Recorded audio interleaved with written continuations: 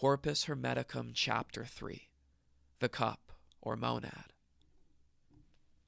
With reason, Logos, not with hands, did the world maker make the universal world, so that thou thus should think of him as everywhere and ever being, the author of all things, and one and only, who by his will all beings hath created. This body of him is a thing no man can touch, or see, or measure, a body inextensible, like to no other frame. 'Tis neither fire nor water, air nor breath, yet all of them come from it. Now, being good, he willed to consecrate his body to himself alone, and set its earth in order and adorn it. So down to earth he sent the cosmos of this frame divine, man, a life that cannot die, and yet a life that does. And over all other lives, and over the cosmos too, did man excel by reason of the reason, Logos, and the mind. For the contemplator of God's work did man become. He marveled, and did strive to know their author. Reason, Logos indeed, O Tot, among all men hath he distributed, but mind not yet. Not that he grudgeth any, for grudging cometh not from him, but hath its place below, within the souls of men who have no mind. Why then did God, O Father, not on all bestow a share of mind?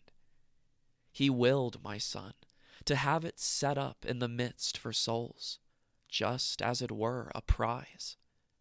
And where hath he set it up?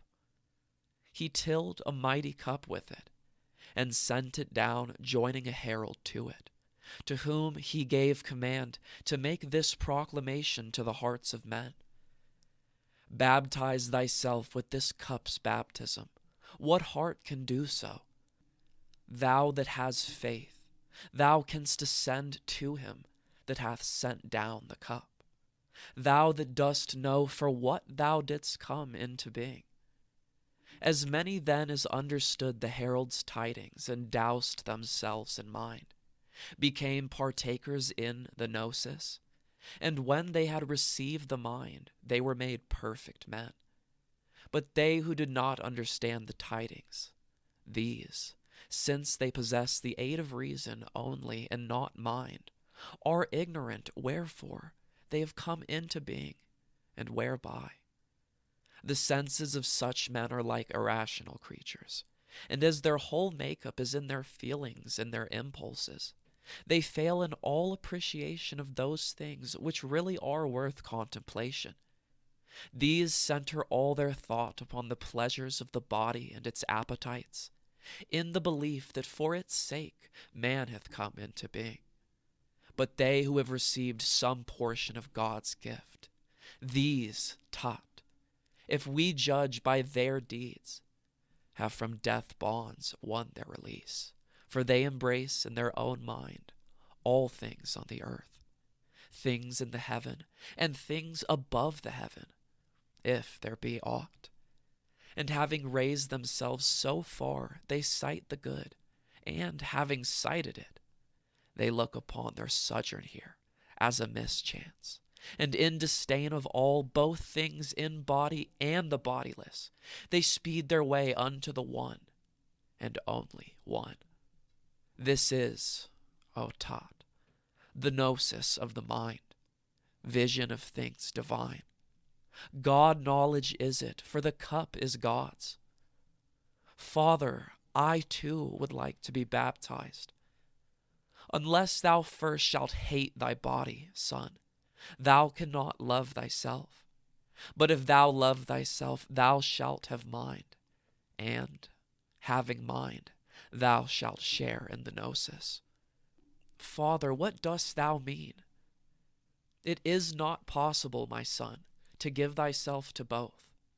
I mean to things that perish and to things divine. For seeing that existing things are twain, body and bodiless, in which the perishing and the divine are understood, The man who hath the will to choose is left the choice of one or other, for it can never be the twain should meet.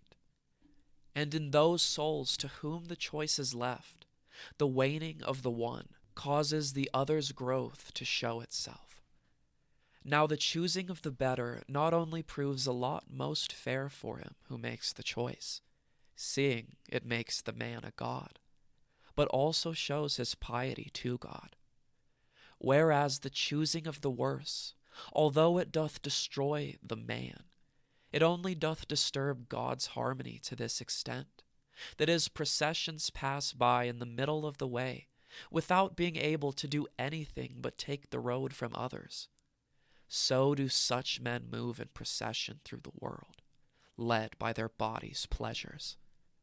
This being so, O taught, what comes from God hath been and will be ours. But that which is dependent on ourselves, let this press onward and have no delay, for 'tis not God, 'tis we who are the cause of evil things, preferring them to good.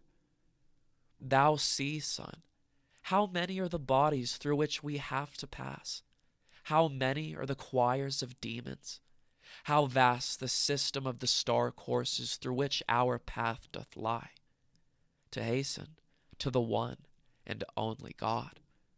For to the good there is no other shore, it hath no bounds, it is without an end, and for itself it is without beginning too, though unto us it seemeth to have one, the gnosis. Therefore to it gnosis is no beginning. Rather is it that gnosis doth afford to us the first beginning of its being known. Let us lay hold, therefore, of the beginning, and quickly speed through all we have to pass.